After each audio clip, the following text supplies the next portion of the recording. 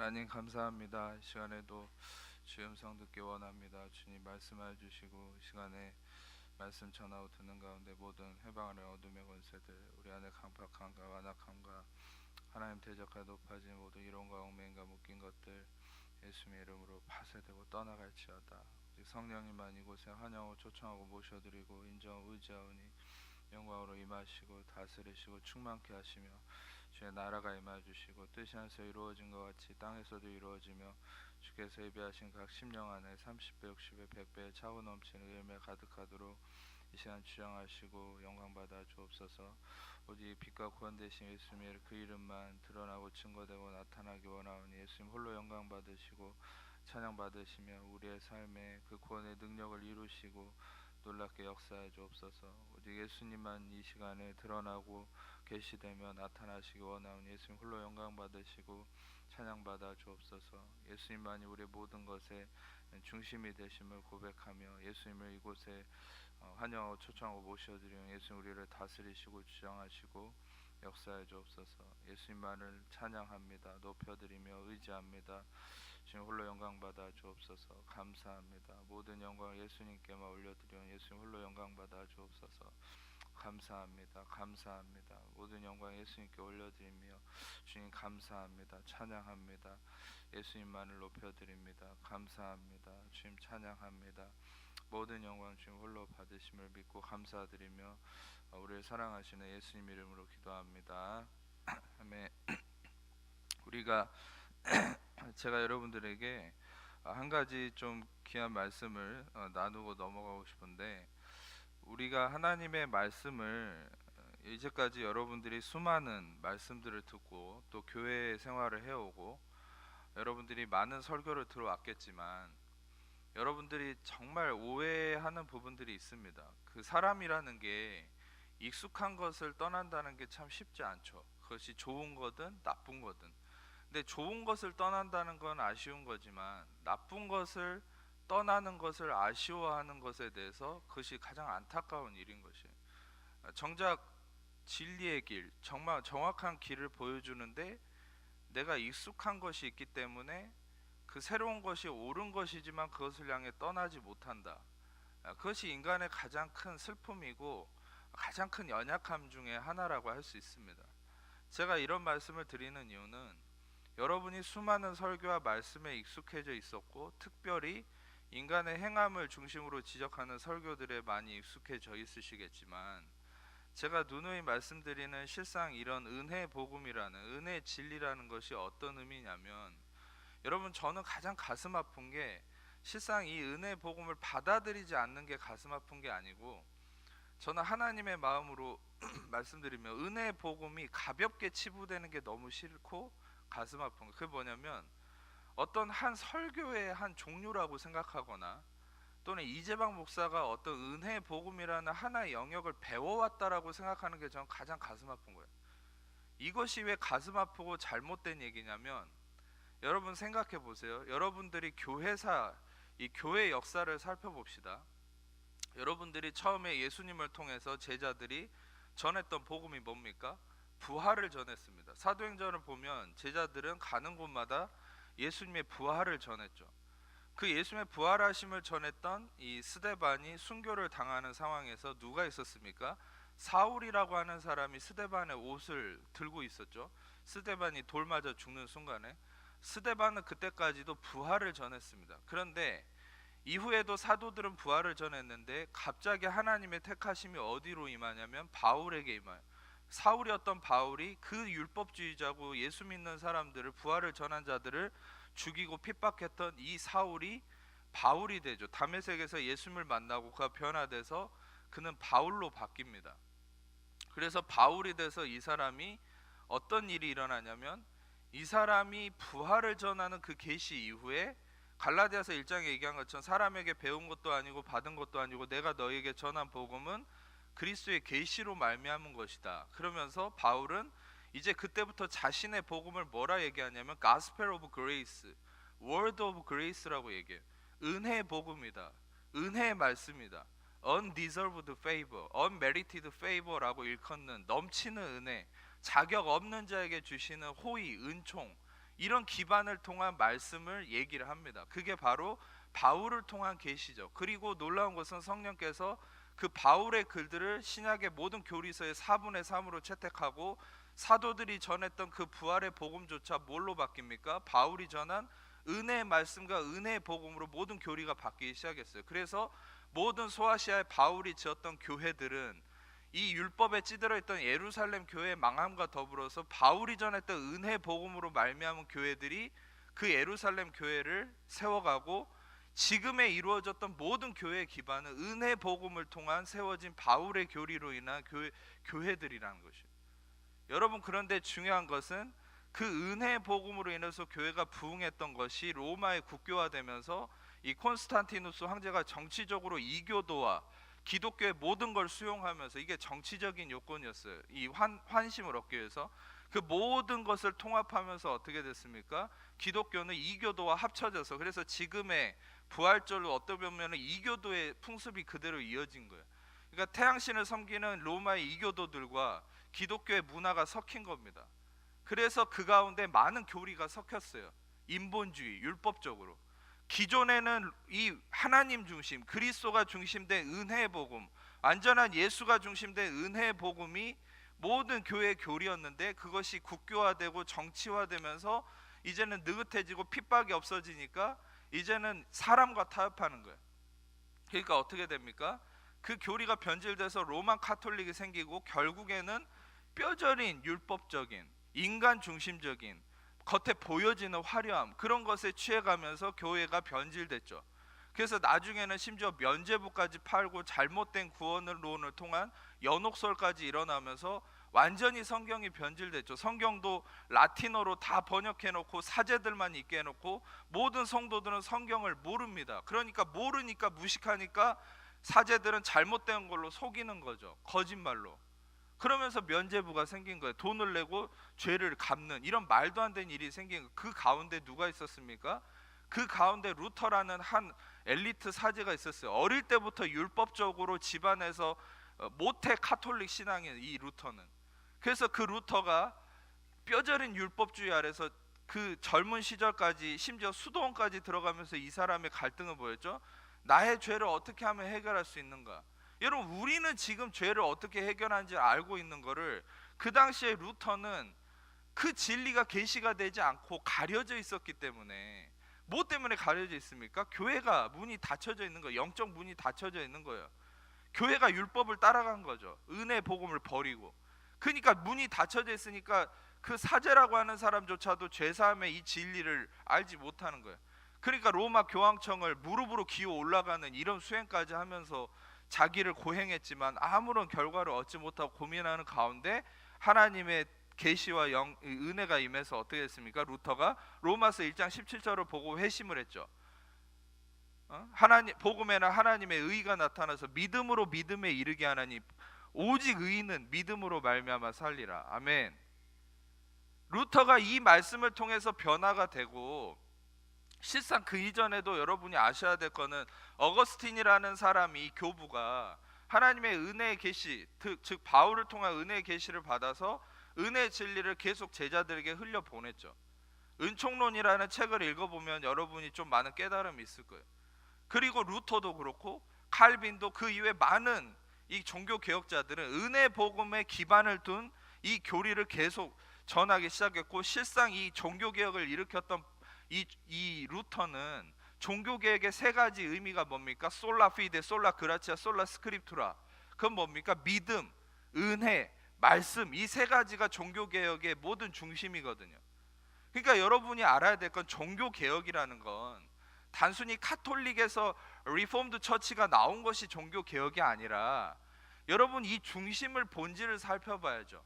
종교 개혁은 무엇을 위한 개혁입니까? 믿음, 은혜, 말씀을 위한 개혁이죠. 그 당시에 하나님이 역사를 주관해서 구텐베르크 활짝 인쇄술을 개발하게 해서 그 당시까지 성경을 알지 못했던 평민들에게 이 독일어로 루터가 성경을 번역해가지고 인쇄술이 발달하니까 모두가 성경을 읽게 해서 성경을 직접 보게 했잖아요.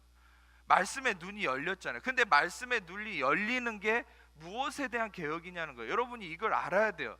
성도들로서 여러분이 이걸 알아야 됩니다. 은혜 복음이 단지 하나의 개념이고 하나의 교과목이라고 생각하면 안 돼요. 여러분, 루터가 방금 루터 얘기를 했지만, 종교개혁 얘기를 했지만, 종교개혁은 무엇을 위한 개혁입니까? 바로 은혜의 혁명인 거예요. 은혜를 향한 발걸음인 거예요.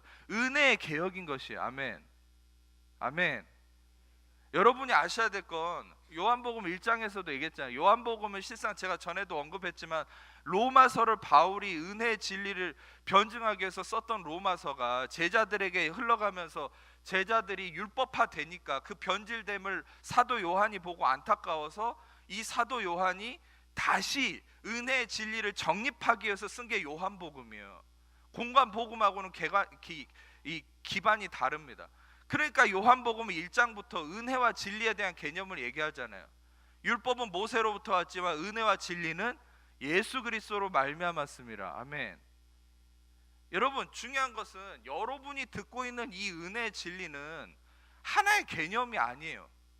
애초부터 그리스도가 바울을 통해서 이 교회에, 또 이 세대에, 이 마지막 때에 하나님이 부활의 복음 이후에 계시된 바울이 얘기했던 하나님의 성령이 계시한 바로 그 복음이, 그 말씀이 은혜 복음이고, 복음은 은혜 복음에 다른 게 없다고 그랬어요. 갈라디아서 1장에 뭐라고 했습니까? 내가 너에게 전한 복음 이외에 다른 복음을 전하는 자들은 저주를 받을 거다.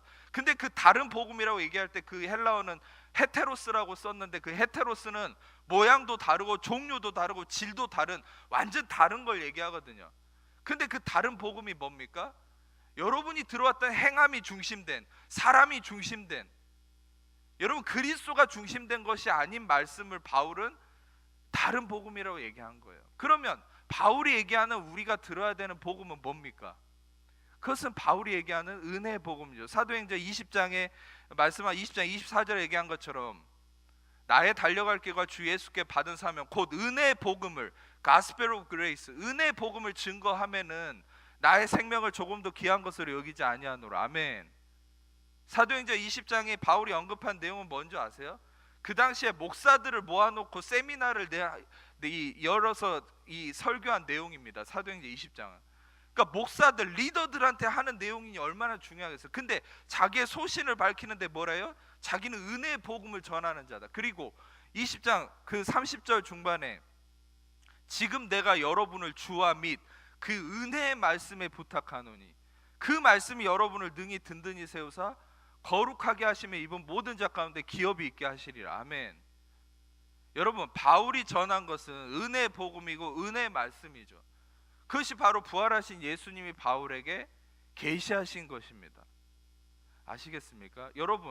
여러분이 저는 이 은혜의 복음을 받아들이든 안 받아들이든 여러분 중요한 것은 저는 은혜의 가치가 떨어져서는 안 된다고 생각해요. 실상 왜 은혜 복음을 얘기할 때 저것도 복음의 한 종류인가 보다, 뭐 어디 교회에서 부활 복음 얘기하는 거 보니까, 근데 여러분 왜 은혜 복음을 얘기할 때 여러분들이 은혜 복음을 하나의 종류로 치부해 보는지 아십니까? 그래서 은혜라는 이 단어, 은혜라는 이 개념이 교회 안에서 너무나 땅바닥으로 천박하게 이 짓밟혀져 있어서 그래요. 여러분, 제가 저번 주에도 성령님의 감동으로 열변을 토했잖아요. 은혜는 가벼운 것이 아니다.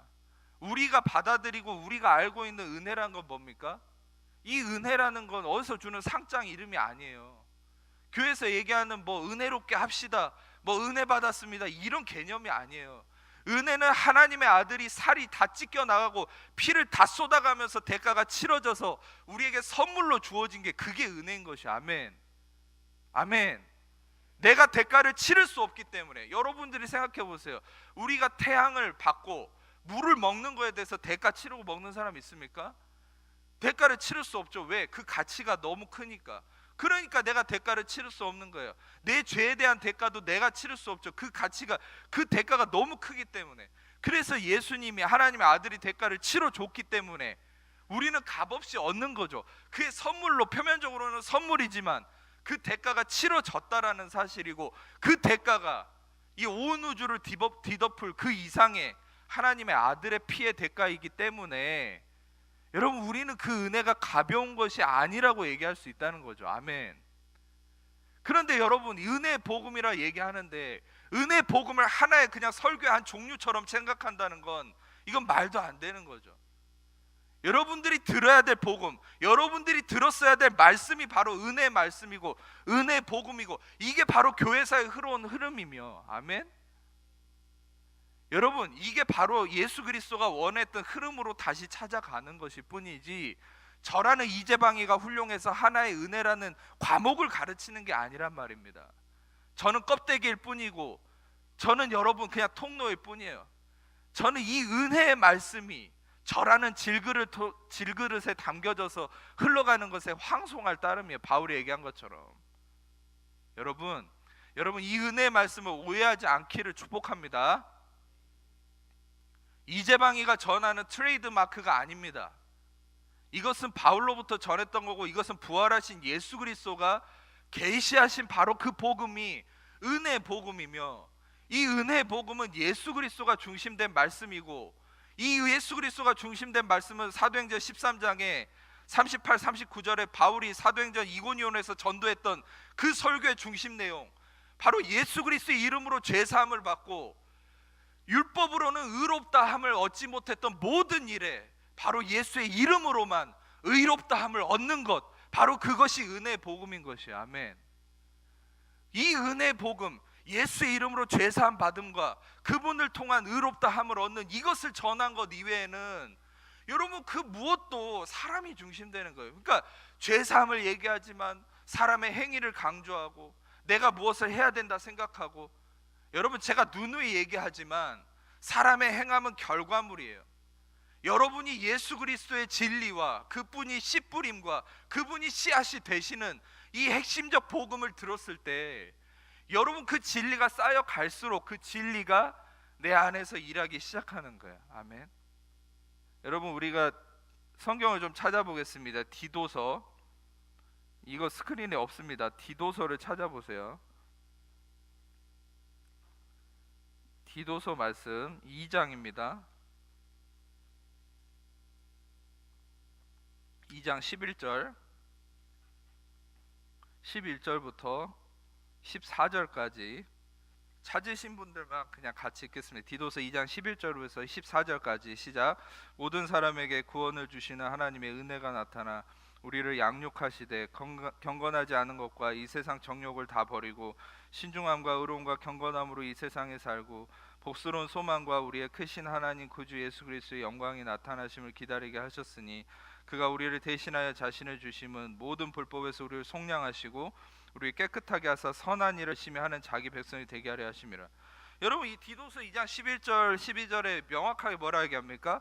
모든 사람에게 구원을 주시는 하나님의 은혜가 나타나. 여러분 은혜가 성경의 모든 곳에 은혜가 카리스, 헤세드, 은혜가 얘기를 하는데, 이게 이재방이가 전한 거라고 얘기하실 수 있습니까? 저는 성경 말씀을 있는 그대로 얘기해 줄 뿐이에요.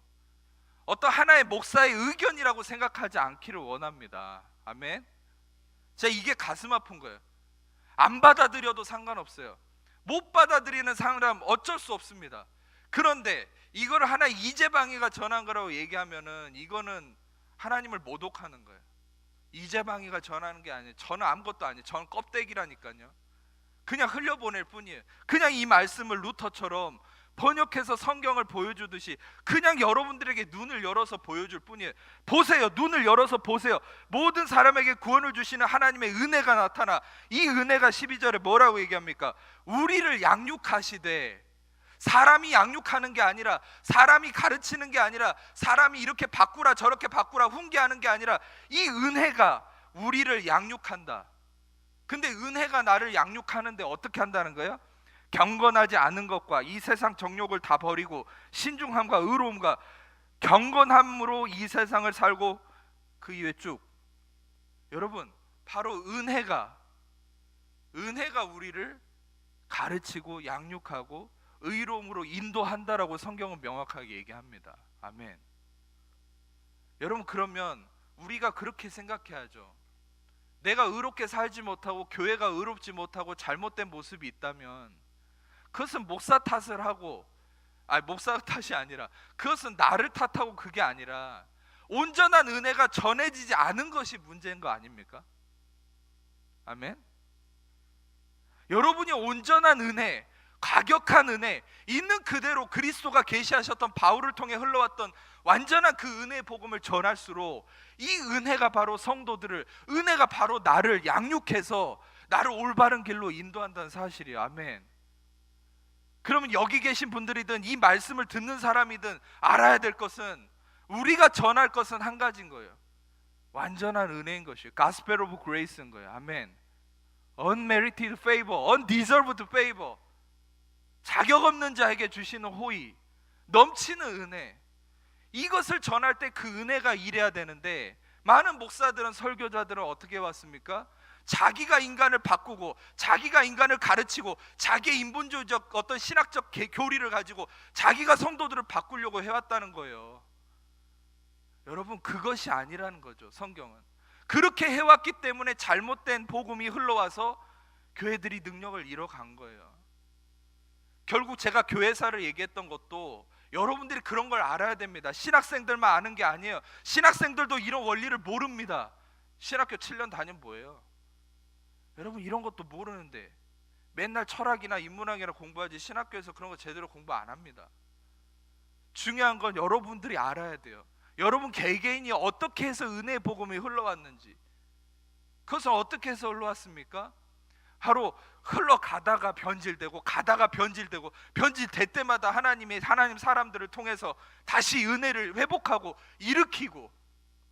여러분, 우리가 알아야 될 것은, 여러분들이 익숙한 것을 떠나는 건 힘들 수 있지만 그 익숙한 것을 떠날 때 여러분들 눈앞에 있는 것이 진짜 말씀이고 진리라면 떠나야 됩니다. 아멘. 그래서 이 안타까운 저만의 제 인간적 심정이 아니에요. 히브리서 기자였던 바울도 그렇고, 여러분, 바울이 서신서에게 유대인들에게 얼마나 애가타게 얘기합니까? 너희들이 있어야 될 곳은 신의 산이 아니다. 약속 있는 여자를 통해서 세워진 시온산으로 너희들은 옮겨졌다. 약속 있는 자, 그리스도를 통한 은혜의 장소 시온산으로 옮겨야 되는데 왜 자꾸 신의 산으로 돌아가려고 하냐는 거예요. 여러분, 여러분들의 위치는 신의 산이 아닙니다. 아멘. 여러분 시온산으로 옮겨졌어요. 그리스도의 피값으로. 여러분 하나님의 자녀가 됐어요. 갈라디아 교인들처럼 다시 율법으로 돌아가려고 하지 마세요. 다시 행함으로 돌아가려고 하지 마세요. 저는 여러분 이재방이라는 이 인간은 기억되지 않기를 원해요. 여러분들이 저라는 인간은 생각하지 않아도 됩니다. 근데 제가 가슴 아픈 건 이 은혜의 복음이 여러분들에게 하나의 설교의 일환으로, 하나의 어떤 원리의 일환으로 떨어지는 것은 저는 안타까워서 보지 못하겠어요. 여러분, 중요한 것은 이 은혜의 복음의 핵심은 뭡니까? 이게 바로 교회를 통해서 하나님이 말씀하려고 했던 바로 성경의 그 말씀 그대로예요. 아멘. 아멘. 그래서 여러분들이 이 배경 지식을 가지고 이 말씀을 들어야지, 이재방 목사는 정말 뭔가 특별한 걸 전한다. 근데 들어보니까 저 말씀이 좀 괜찮네. 나는 저거 괜찮아. 그리고 취하다가 다른 또 설교 듣고, 다른 행함을 중심으로 하는 설교 듣고, 저것도 좋아. 그게 아니에요. 여러분, 제가 다시 한번 말씀드리지만 루터의 종교 개혁은 은혜의 개혁이었습니다. 은혜의 개혁. 아시겠습니까? 지금 전 세계적으로 그레이스 레볼루션이 일어나고 예수님 오실 때가 얼마 안 남았기 때문에 하나님 마지막 때 은혜의 복음을 일으켜서, 이 은혜의 복음, 이 얘기만 하고 마칠게요. 은혜의 복음을 여러분 왜 하나님이 일으키는 줄 아세요? 인간이 행함이 기반된, 인간의 경건성을 기반으로 하는 복음은요, 유대인들을 바꿀 수가 없어요. 마지막 때는 유대인들이 복음을 받아들여서 예수님이 오시게 됩니다. 그게 예루살렘으로 복음이 들어가서. 그런데 이 유대인들은 워낙 경건성이 기반되어 있기 때문에 기존에 지금 우리가 들었던 그런 기존의 어떤 교리들과 그런 걸로는 유대인들이 콧방귀 껴요. 그냥 자기들의 경건성에도 미치지 않기 때문에. 유대인들을 바꿀 수 있는 건 바로 부활하신 예수님이 바울을 통해 계시하셨던 바로 그 은혜의 복음만이 유대인들을 바꿀 수 있는 마지막 열쇠인 거예요. 그래서 마지막 때 그레이스 레볼루션을 일으키는 거고, 여러분들이 이 마지막 때를 살면서 예수님을 기다리는 가운데 우리는 그 은혜 복음으로 깨어 있어야만 한다는 사실이에요. 아멘. 아멘. 여러분들에게 얘기 드리고 싶은 것은 여러분들이 어떤 상황에서도 이 은혜라는 진리가 가벼운 것이 아니라는 것을 좀 아시기를 축복합니다. 그리고 은혜 복음의 핵심은 오직 예수 그리스도가 핵심된다는 사실을 아셔야 됩니다. 아멘. 자, 다시 말씀으로 돌아가서 오늘 말씀 이제 보겠습니다. 창세기 13장. 자, 창세기 13장 말씀을 보시면 오늘 말씀은 이 아브라함과 롯이라는 사람이 등장하죠. 아브라함은 이 롯과 함께 거주했었습니다. 본토 친척 아비집을 떠나서 아브라함이 롯과 함께 나왔어요. 어떤 면에서는 본토 친척 아비집을 떠난다는 것은 혼자 나와야 되는데 아버지 데라 또 친척들 다 데리고 나왔어요. 그러니까 제가 누누이 말씀드렸지만 아브라함은 자신이 온전한 순종을 한 게 아니라고 그랬죠. 가다가 하란에서도 계속 많이 머물렀어요. 그러니까 그것도 불순종이고 가나안 도착해서 이집트로 빠진 것도 불순종이고 롯을 데리고 온 것도 불순종이고 다 불순종이에요. 근데 어떻게 우리가 아브라함이 순종했다 생각하고 아브라함이 믿음의 사람이라고 생각합니까? 그것은 아브라함의 순종이 온전해서가 아니라 하나님이 아브라함에게 믿음을 넣으시고 하나님이 그분의 믿음을 통해서 아브라함을 믿음의 사람으로 세우셨기 때문에, 즉 하나님의 믿음으로 아브라함이 믿음의 사람이 된 것이지 아브라함이 잘나서 믿음의 사람이 아닌 거예요. 아멘. 아멘. 이 말씀을 통해서도 여러분이 깨달을 바가 참 많습니다. 그것은 우리는 우리의 믿음을 우리가 자꾸 개발하고 성숙하려고 하는데 아니에요. 우리는 늘 불순종합니다. 우리는 늘 넘어집니다. 그걸 정직하게 인정하세요. 그리고 믿음의 주요 또 온전하게 하시는 이인 예수를 바라보십시오. 아멘. 그 하나님이 아브라함으로 하여금 믿게 하시고 믿음을 넣으시고 믿음의 기다림을 행하셨어요. 그러니까 아브라함 믿음의 사람이 된 거지 아브라함이 실상 롯을 데리고 온 것도 믿음의 순종이 아니라니까요. 근데 롯을 데리고 나왔더니 어떤 일이 일어납니까? 이제는 결국 오늘 본문 같은 일이 일어난 거예요. 둘이 싸우는 겁니다. 이 재산이 늘어나니까. 하나님이 아브라함을 통해 축복을 주셨어요. 근데 재산이 늘어나니까 아브라함과 롯의 하인들이 싸우는 거예요. 그러니까 결국은 어떻게 돼요? 결국은 헤어지게 돼 있어요. 결국은 떠나게 돼 있어요. 그러니까 인간은요 꼭 그런 시행착오를 겪죠. 그게 인간이에요. 그러니까 결국은 떠나게 될 거를 데리고 나온 거죠. 근데 오늘 본문 말씀은 아브라함이 떠나긴 떠나는데 너랑 나랑 헤어져야 되겠다. 근데 떠나긴 떠나는데 나는 어디든 갈 테니까 너는 네가 원하는 대로 선택해라.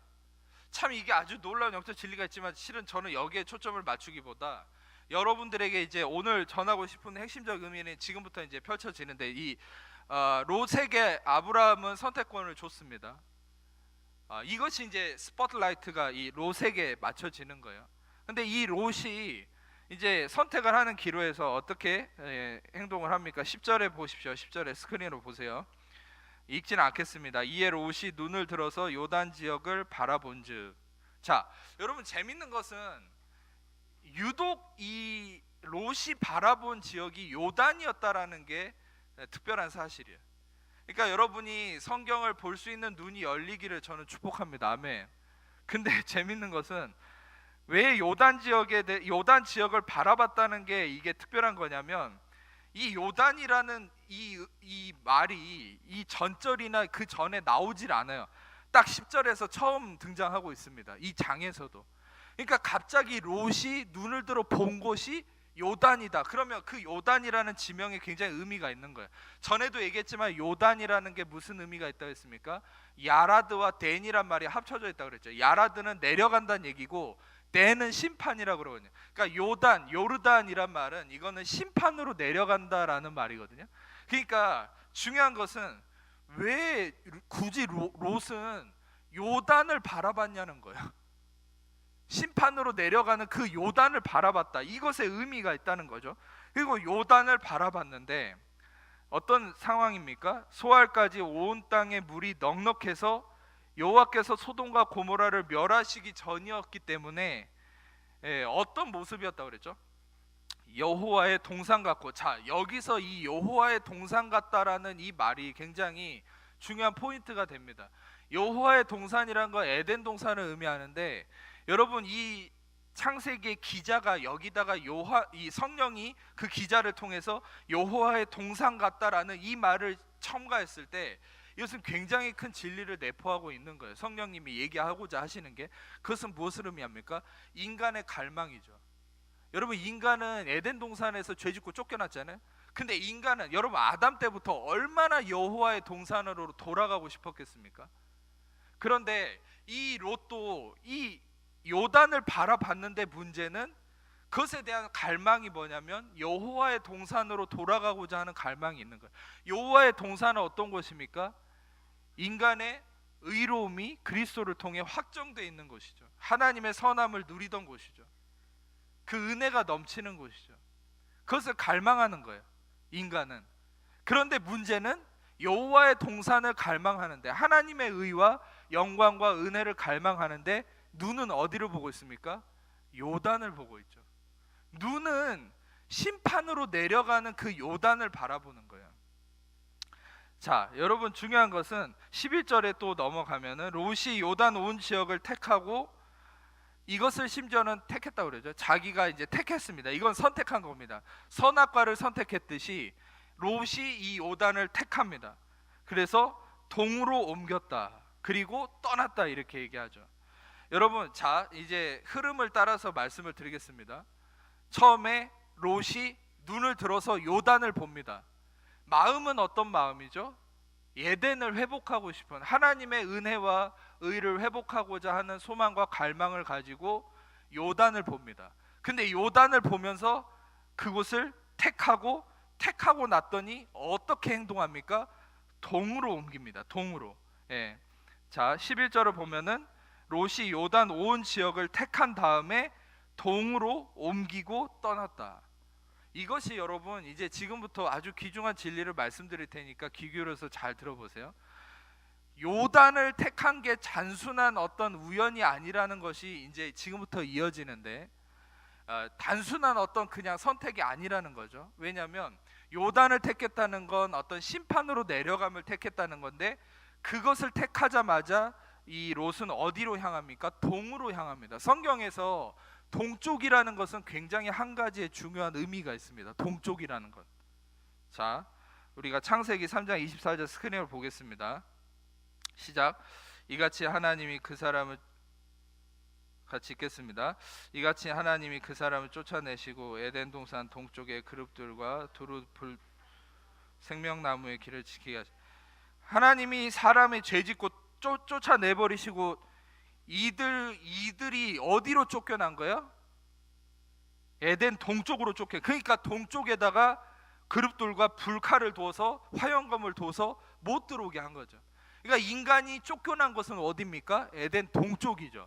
자, 창세기 4장 16절 읽겠습니다. 가인이 여호와의 앞을 떠나서 에덴 동쪽 노 땅에 거주하던, 죄지은 이 가인이 어디를 도망갑니까?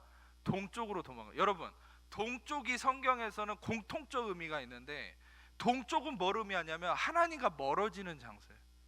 그러니까 즉 하나님을 떠나가는, 하나님과 멀어져가는 위치가 동쪽입니다. 자, 다시 우리가 창세기 13장으로 돌아가세요. 창세기 13장 11절. 롯이 요단 온 지역을 택하고 나서 동으로 옮기니. 자, 여러분, 심판으로 내려감을 자기가 보고 그 다음에 어떻게 됩니까? 하나님과 멀어지는, 그 다음부터 하나님과 멀어지죠. 멀어지고 나서 여러분 결국은 12절을 보면은 롯이 어디에 정착합니까? 롯이 12절에 소돔에 정착하죠.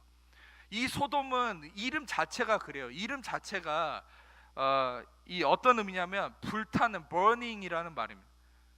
이 burning은 심판의 의미거든요. 심판의 자리로 가는 거예요, 결국. 그러니까 이 소돔으로 갔는데 13절에 아주 친절하게 또 의미를 얘기해 주죠. 이 소돔이 어떤 곳입니까?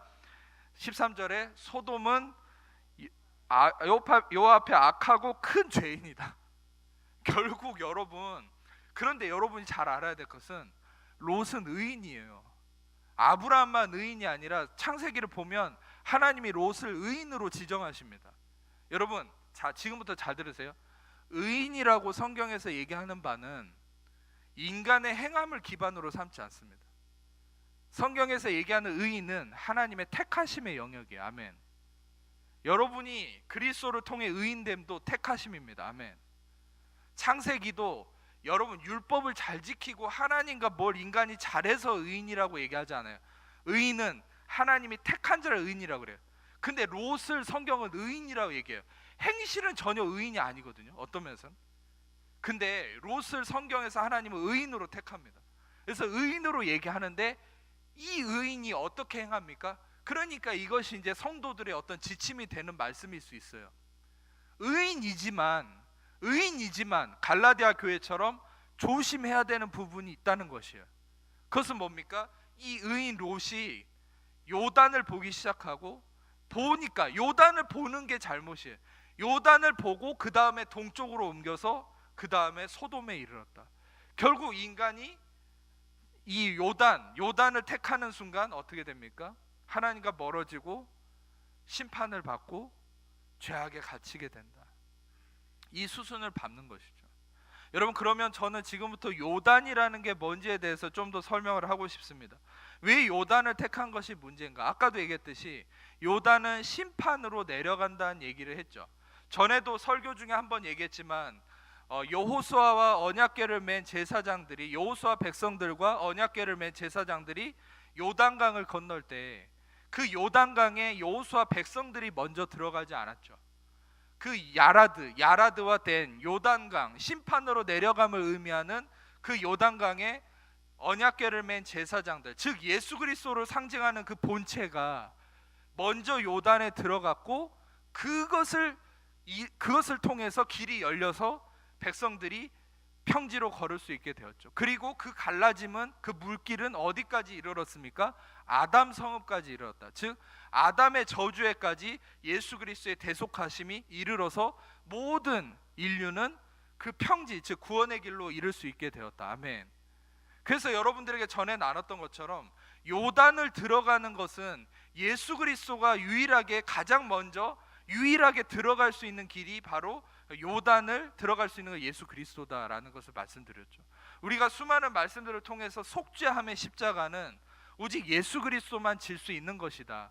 인간이 지는 십자가는 강도, 예수님의 두 양옆에 서 있는 강도처럼 자기의 죄 때문에, 죄의 삭은 사망이라고 얘기한 것처럼 자기의 죄 때문에 자기가 십자가를 지는 것은 강도의 십자가예요.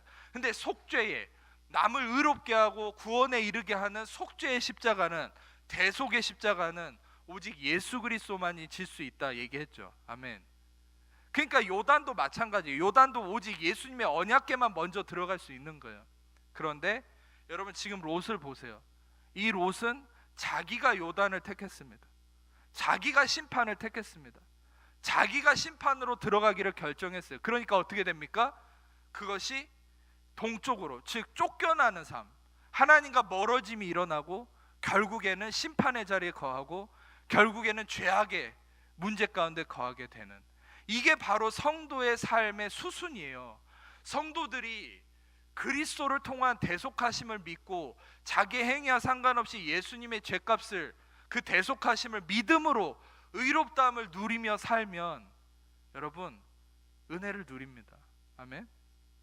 그런데 이 요단을 택했던 롯처럼 자신을 자기가 심판하고 자기가 정죄하면 하나님과 멀어지고 결국에는 그것 때문에 또다시 죄악에 빠지는, 죄악에 더 들어가게 되는, 다시 말하면 의인이지만 죄악 속에 살게 되는 그런 모습을 나타내게 된다는 거예요.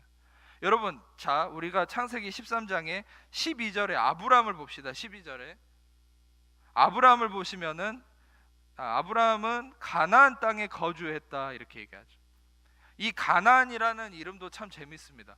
가나안 땅이라는 말은, 가나안은 커나안이라는 히브리어인데 이것은 낮은 땅이라는 얘기예요. 그리고 이 커나안이라는 이 말은 어디서 왔냐면 카나라는 히브리에서 왔어요. 이 카나라는 말은 뭐냐면 겸손하다, 낮춘다는 얘기예요. 여러분 또 이 말씀을 들으시면 그러면 아브라함은 겸손하게 살았구나 겸손하게 사는 것이 의인의 삶인가? 아니라는 것이죠. 제가 전에 예수님의 어떤 수고하고 무거운 짐진 자들을 다 내게로 오라 이 말씀을 전하면서 참된 겸손의 의미를 얘기했죠. 헬라어로는 타페이노스가 어떤 의미라고 그랬죠? 들어 누워있는 모양을 얘기한다고 그랬죠. 그런데 이 타페이노스는 유일하게 우리를 위해서, 인류를 살리기 위해서 들어 누워 계시는, 십자가에 들어 누우신 예수님을 의미한다고 그랬죠. 그리고 그 예수님의 십자가에 들어 누우심만이 온전한 겸손이라고 얘기했습니다. 아멘. 여러분, 우리에게 있어서 겸손은 우리가 낮추는 것이 겸손이 아니라 예수님의 낮아지심을 의지하고 예수님이 나를 살리시기 위해서 십자가에 낮게 들어 누워 있는 것을 바라보고 그것을 의지하는 삶이 바로 겸손한 삶입니다. 아멘. 그리고 예수님만이 온전한 겸손한 분이라고 인정할 수 있어요. 그러니까 이 가나안에 이 아브라함이 머물렀다는 건 뭡니까? 롯과는 상반되죠. 롯은 화려한 곳, 화려하지만 어떤 곳이라 했죠? 자기를 심판하고 자기를 정죄하는 장소. 요단을 통해서 동쪽으로 빠지고 소돔으로 빠지고. 그러나 아브라함은 반대죠. 아브라함은 가나안에 머물렀죠. 그 가나안은 바로 예수님이 낮게 들어누워 있는 바로 십자가의 자리였던 것이. 아멘. 십자가의 대속하심을 의지하는 자리. 내가 어떤 면에서는 교만이란 건 무엇입니까? 내가 나를 속죄하고 내가 대가를 치르려고 하는 게 그게 교만인 거예요. 그런데 겸손은 내가 대가를 치를 수 없음을 인정하는 거죠.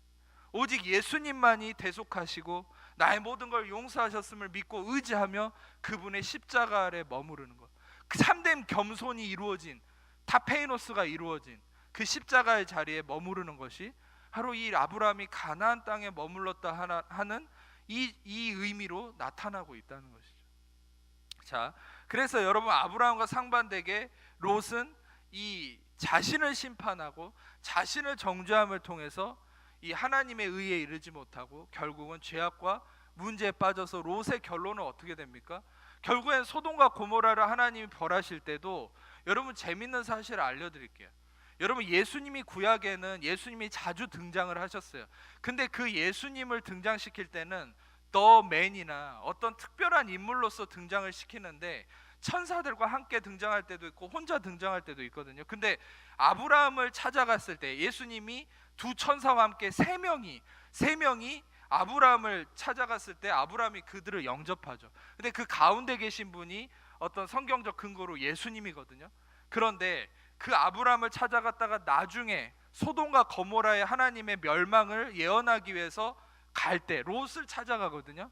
이 이후의 얘기에. 근데 롯을 찾아갈 때는 2명밖에 안 갑니다. 그 2명 사이에는 예수님 빠져 있어요. 그러니까 그 2명 천사가 가요. 그러니까 다시 말하면 재앙을 예언하기 위해서 가는 거죠. 예수님은 축복을 예언하시기 위해서 오시고 재앙을 예언하는 곳에는 예수님이 가질 않아요. 그러니까 이것도 아주 귀중한 의미가 있어요.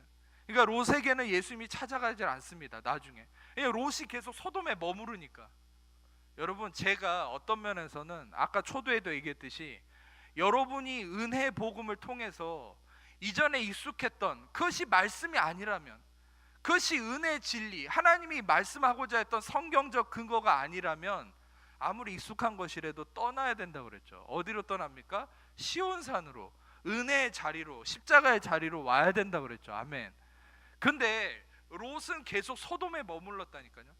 심지어는 소돔 나중에 성문에 앉아 있어요. 그러니까 소돔에 어디에까지 앉아 있냐면 가장 높은 자리까지 올라갔어요. 롯이 의인인데 계속 그 죄악의 자리에 앉아 있는. 근데 여러분, 저는 이것을 오해하지 마세요.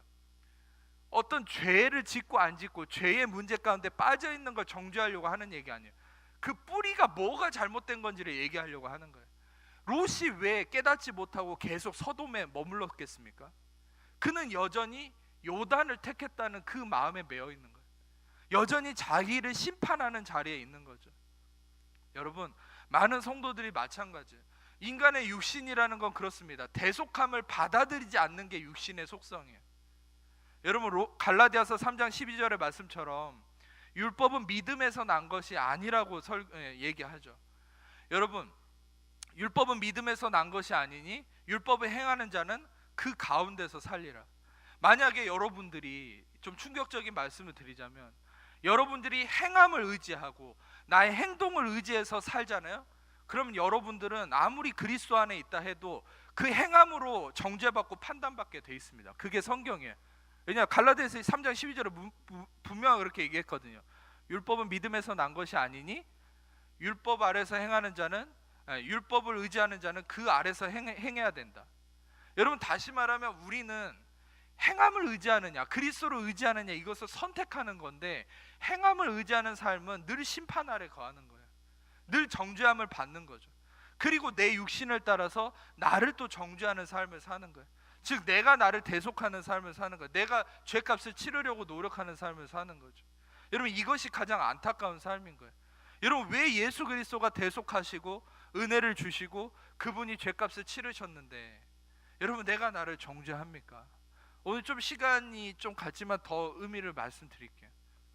여러분, 중요한 것은, 여러분 우리는 이미 그리스도의 대가지불로 인해서 우리는 우리를 정죄할수록 우리가 예수님과 멀어진다는 사실을 아셔야 돼요. 아멘. 여러분, 성경에서 율법의 행위라고 얘기하는 것이 뭔지 아세요? 단순히 계명을 지키는 것을 율법의 행위라고 얘기하지 않습니다.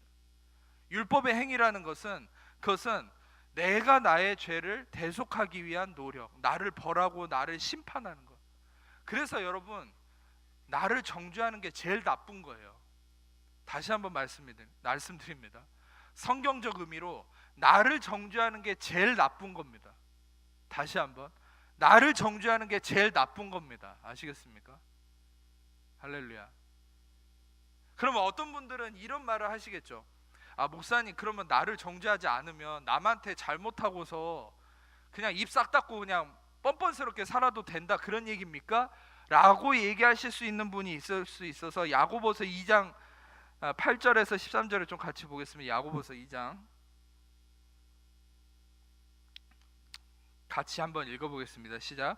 너희가 만일 성경에 기록 8절에서 13절, 야고보서 2장. 시간 관계상 얼른 성경이 있으신 분들은 찾아보겠습니다. 야고보서 2장 8절에서 13절. 스크린 보시면서, 너희가 만일 성경에 기록된 대로 내 이웃 사랑하기를 내 몸과 같이 하라 하신 최고의 법을 지키면 잘하는 것이거니와, 만일 너희가 사람을 차별하여 대하면 죄를 짓는 것이니 율법이 너희를 범법자로 정죄하리라. 누구든지 온 율법을 지키다가 그 하나를 범하면 모두 범한 자가 되나니, 간음하지 말라 하시니가 또한 살인하지 말라 하셨은즉 내가 비록 간음하지 아니하여도 살인하며 율법을 범한 자가 되느니라. 너희는 자유율법대로 심판받을 자처럼 말도 하고 행하기도 하라. 긍휼을 행하지 않은 자에게는 긍휼 없는 심판이 있으리라. 긍휼은 심판을 이기고 자랑하느니라. 아멘. 여러분, 이 야고보서가 굉장히 이 믿음을 통한 의로운 바울의 글과 대치된다고 얘기하는 사람들인데 잘못된 얘기입니다. 왜냐하면 여러분, 야고보서의 핵심적 내용이 뭔지 아세요? 그게 바로 여기에요. 그러니까 야고보는 이미 믿음으로 의롭다함을 얻은 성도들이 삶에서 행함이 자기 마음대로 살고 막 그러니까, 고린도 교인들처럼. 그러니까 야고보는 어릴 때부터 율법에 뼈저린 그 교육을 받았던 사람이거든요. 율법에 정통한 사람이 예수님의 친동생이고, 근데 이 야고보가 볼 땐 그게 아닌 것 같아요. 그러니까 성령이 야고보를 통해서 전하고자 하는 진리의 메시지가 있는데, 그래서 야고보서가 그래서 쓰여진 거예요. 근데 이 야고보서의 핵심적 내용은 뭐냐면, 이 바울의 복음과 은혜, 이 대치되는 게 아니라, 바울은 믿음으로 의롭다함을 얘기했는데 이 야고보서에서는 이 오해하기 쉽게 믿음은 뭐 행함으로 의롭다함을 얻는다, 이런 얘기를 해놨잖아요. 근데 여러분이 오해하지 말아야 될 것은, 야고보는 완전히 은혜의 진리 위에 있는 사람이에요. 그것은 뭐냐면 오늘 말씀에 근거가 있어요. 그리고 야고보서는 어떤 의미냐면, 이미 믿음으로 의롭다함을 얻은 사람들이 인간관계 속에서 어떻게 해야 되는지를 지침을 주는 게 야고보서예요. 그러니까 여러분, 그 의미를 잘 알고 해야지 이것이 또 다른 대치가 되는 진리다? 아니라는 거예요. 핵심적 내용이 바로 8절에서 13절이에요. 그러니까 지금 얘기하는 핵심적 내용은 뭡니까? 이웃 사랑하기를 얘기하면서 네가 사람을 차별하지 말아야 된다. 그 당시에 차별의 문제가 많이 나타났거든요. 그러니까 차별하지 말아야 된다 얘기하면서, 너희가 율법 하나를 어기면 전체를 어기는 거 아니냐, 너희가 이거 하나도 지키지 못하면서 어떻게 율법을 지킨다고 하느냐, 그러면서 예루살렘 교회 율법을 신봉하는 자들에게도 얘기를 하는 거예요. 이 차별하지 말아라, 즉 인간관계에 대한 문제를 얘기하죠. 그런데 핵심은 어디 있습니까? 인간관계만 잘해라라고 얘기하는 게 아니라 12절을 보세요. 12절. 야고보서 2장 12절을 보면 너희는 자유의 율법대로 심판받을 자처럼 말도 하고 행하기도 하라. 여러분, 자유의 율법이라는 것은 의미상 좀 언밸런스합니다. 율법은 돌에 새긴, 우리를 죽게 하는 돌에 새긴 조문, 이런 말을 쓸 뿐이지 율법은 자유라는 말을 붙이진 않거든요. 근데 이것은 무슨 말입니까? 바로 law of liberty, 즉 이 생명의 성령의 법, 바로 예수님의 속죄함의 죄사함의 은혜의 복음을 바로 자유의 율법이라고 얘기하는 거예요. 그래서 우리가 어떻게 된다는 거예요? 은혜의 복음을 받아들이고 은혜의 복음의 기반이 세워질수록 우리는 이웃을 사랑하게 되고 이웃을 섬기는 자가 된다라고 얘기하는 것이죠. 제가 얘기 드리려고 하는 핵심은, 어떤 분들은 오해할 수 있어요. 나를 정죄하면 안 된다, 그 얘기하니까 그럼 목사님 이웃에게 피해를 주고도 뻔뻔스럽게 살아도 됩니까? 여러분, 오히려 자기 정죄감이 가득한 사람이 남을 더 힘들게 해요. 그거 아십니까? 자기를 정죄함이 심할수록 부부도 더 많이 싸우고 자녀들 더 힘들게 하고, 자녀도 정죄감이 가득할수록 부모를 힘들게 합니다. 그리고 이웃 간의 관계, 사회 문제도 마찬가지예요.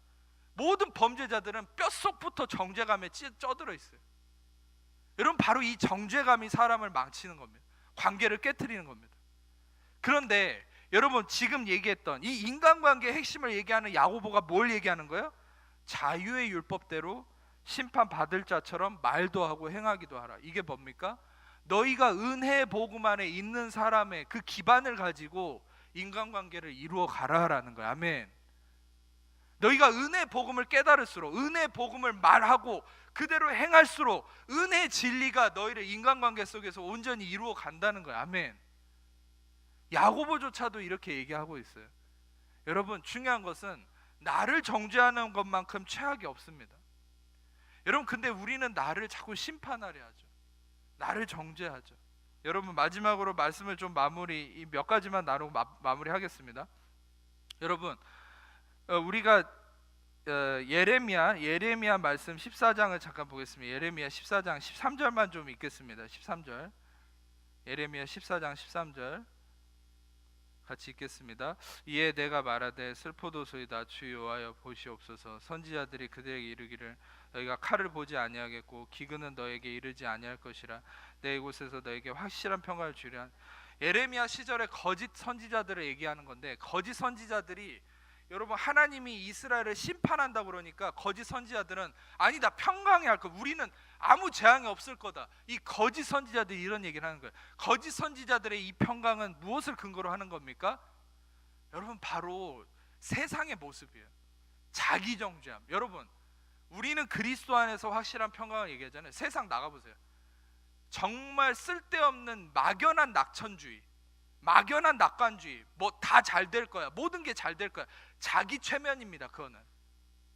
여러분, 무조건적 긍정이 다 좋은 건 아니에요. 그게 세상의 인본주의입니다. 여러분, 왜 무조건적 긍정을 하는 줄 아세요? 근거도 없어요. 될지 안 될지도 몰라요. 근데 왜 세상 사람들은 그냥 막연히 잘 된다고 얘기하는 줄 아십니까? 그것은 자기가 자기를 정죄하는 삶을 살기 때문에 그래요. 자기가 노력하면 잘 된다고 생각해요. 자기가 대가를 치르면 잘 된다고 생각해요. 여러분, 지금 거짓 선지자도 똑같은 거예요. 평강을 얘기하는데 하나님의 평강이 아니에요. 자기의 근거로, 자기들의 기준으로 평강을 얘기합니다. 여러분, 근데 이 반대로 누가복음 24장을 보겠습니다. 누가복음 24장 36절 같이 읽겠습니다. 시작. 이 말을 할 때 예수께서 친히 그들 가운데 서서 이르시되 너에게 평강이 있을지어다 하시고, 그 다음에 시한관계상 뛰어넘어서 39절에 40절까지 시작. 내 손과 발을 보고 나인 줄 알라. 또 나를 만져보라. 영과 살 너 보는 바와 같이 나는이니라. 이 말씀을 하시고 손과 발을 보이신. 여러분, 예수님은 죄값을 다 치르고 부활 가운데, 부활의 영광 속에 나타나셔서 평안을 지어다, 평안을 선포하죠. 여러분, 거짓 선지자도 평안을 선포했고 예수님도 평안을 선포합니다. 뭐가 맞습니까? 거짓 선지자들의 평안은 왜 잘못됐습니까? 그것은 대가가 치러지지 않았어요. 죄에 대한, 어둠에 대한 대가가 치러지지 않았는데 자기들을 의지해서 평강을 선포한 거죠. 막연한 낙천주의죠. 그래서 하나님은 그들을 다 심판하러 다 징벌하셨어요. 나중에 그 거짓 선지자들을. 그러니까 결국은 자기를 의지해서 평강을 이루려고 하는 것은 결국 문제 가운데 빠지는 거예요. 근데 어떻게 됩니까? 예수님이 얘기한 평강은 다르죠. 예수님이 얘기한 평강은 무엇을 근거로 합니까? 구멍 뚫린 손과 발이죠. 할렐루야. 예수님은 평강을 선포하면서 자신의 창자국과 구멍 뚫린 손과 발을 보이죠. 그게 뭡니까? 너의 모든 죄에 대한 대가는 내가 치렀다는 거예요. 로마서 6장 23절입니다. 로마서 6장 23절 시작. 죄의 삭은 사망이요 하나님의 은사는 그리스도 예수 우리 주 안에 있는 영생이라. 모든 사람은 죄 때문에 죽어야 돼요. 근데 여러분, 이 죽음을 보지 않고 평강하다고 얘기하는 것만큼 교만이 없어요. 그러면 인간이 죽어야 되잖아요. 근데 예수님이 대신 죽으신 거예요. 할렐루야. 그래서 예수님이 얘기하는 평강만이 가장 확실한 평강인 것이죠. 아멘. 갈라디아 3장 13절에서 14절을 읽고 이제 마무리하겠습니다. 갈라디아 3장 13절에서 14절 시작. 그리스도께서 우리하여 저주를 받은 바 되사 율법의 저주에서 우리를 속량하셨으니 기록된 바 나무에 달린 자마다 저주 아래 있는 자라 하였습니다. 이는 그리스도 예수 안에서 아브라함의 복이 이방인에게 미치게 하고 또 우리로 하여금 믿음으로 말미암아 성령의 약속을 받게 하라. 여러분, 우리가 그리스도의 대속하심, 그리스도의 저주 받으심, 나를 대신함이 있기 때문에 우리는 확실한 평강을 얘기할 수 있는 거예요. 아멘. 그래서 여러분, 이 세상에서 유일하게 확실한 소망, 이건 확실한 소망 엘피스라고 그랬죠. 확실한 평강, 확실한 진리, 그 모든 것들을 얘기할 수 있는 곳은 교회밖에 없습니다. 할렐루야. 왜입니까? 교회가 잘나섭니까? 교회가 뭐 교리적으로 완벽해서? 아니요. 교회도요, 아주 시시껄렁하고 문제 많은 인간들만 모인 게 교회예요. 저도 문제 많고 여러분도 그렇잖아요. 저만 문제 많습니까? 할렐루야. 그런데 여러분, 우리 모두는 다 허물 많고 연약함이 있죠. 그런데 그 교회가 왜 이 세상의 유일한 구원이며 이 교회가 왜 능력이 있으며 이 교회에서 얘기하는 평안만이 진정한 평안입니까? 그것은 이 교회만이 예수님의 구멍 뚫린 손과 발과 창자국이 계시된 곳이기 때문에 그렇다는 사실이. 아멘. 세상에는, 여러분, 소돔에는, 여러분, 요단에는, 동쪽에는 예수님의 구멍 뚫린 손과 발이 없어요. 인간이 자기를 심판하기 위해서 엘리야와 대적했던 아세라와 바알 선지자들을 보세요. 신이 응답을 안 하니까 자기 살을 찢어가면서 피를 흘려가면서 신을 부르잖아요. 이 세상이 그래요. 지금 여러분 어떤 면에서 그리스도인들도 그렇게 살고 있는지 몰라요. 하나님이 응답을 안 하니까 나를 자해하기 시작해요. 아니요, 예수님이 대가를 치르셨습니다. 아멘. 여러분 스스로를 정죄하지 마세요. 자해하지 마세요. 여러분에 대한 정죄감이 일어날수록 예수님이 나를 대신해서 저주받으시고 손과 발에 구멍이 뚫리고 피와 물을 다 쏟으시고 나를 위해 대가를 치르셔서 한 번의 속죄로 한 번의 심판으로 영원한 속죄를 이루셨음을 바라보고 믿으세요. 아멘. 그럴 때 여러분 안에 그 십자가의 은혜를 통한, 예수를 통한 참된 평안, 에이렌의 샬롬이 여러분 안에 임하기 시작하고 그 평강이 여러분들의 삶을 의의 열매로 인도하기 시작하는 거예요. 그런데 여러분, 우리의 삶에 자꾸 꼬이는 일이 뭔지 아세요? 나를 정죄하고 마음이 불안하고 두렵고 근심할수록 삶이 꼬이는 거예요. 왜입니까? 마귀가 그런 사람들한테 찾아와요. 자기를 정죄하는 자들을 찾아와요. 그래서 마귀는 더 집어넣습니다. 그러다 우울증, 정죄감, 잘못하면 나중에 자살까지 하죠. 심신이 미약해져. 왜? 자기를 정죄하니까. 여러분, 요즘에는요, 정신과 의사들도 그래요. 정죄하지 말라고. 이게 성경적 근거인데 그동안은 이 사이콜로지, 다시 말하면 이 심리학에서 인정 안 하다가 상담 심리에서 이제는 인정하기 시작했어요. 영성의 원리를, 복음의 원리를. 그래서 자기 정죄하지 말라 그래요. 이 정신과 의사들도. 원래는 성경에 있는 의미잖아요. 아멘. 이게 바로 그리스도가 대속함을 이루셨게. 그러나 구약에서는 어떻게 해결했습니까? 일시적 동물의 제사로, 십자가를 의미하는 동물의 제사로라도 해결을 했죠. 어찌됐든 우리는 영원한 속죄를 이루신 예수님의 대속함이 있기 때문에 나를 정죄하는 요단을 택하면 여러분 하나님과 멀어지는 동쪽으로 가게 되고, 동쪽으로 가게 되면 어떻게 됩니까? 죄악의 심판의 소돔으로 빠져서 우리는 하나님과 멀어진 삶을 살 수밖에 없어지는. 그러니까 여러분, 우리가 다시 돌아갈 수 있는 길은 어디입니까? 마지막에 이거 놓치면 안 되는데 레위기 1장 16절입니다. 전에 얘기했던 대로 급한 일 있으시면 먼저 가세요. 레위기 1장 16절 이거는 나누고 맞춰야 돼. 레위기 1장 16절 같이 읽겠습니다. 시작. 그것의 모이 주머니와 그 더러운 것은 제거하고 제단 동쪽 재 버리는 곳에 던져.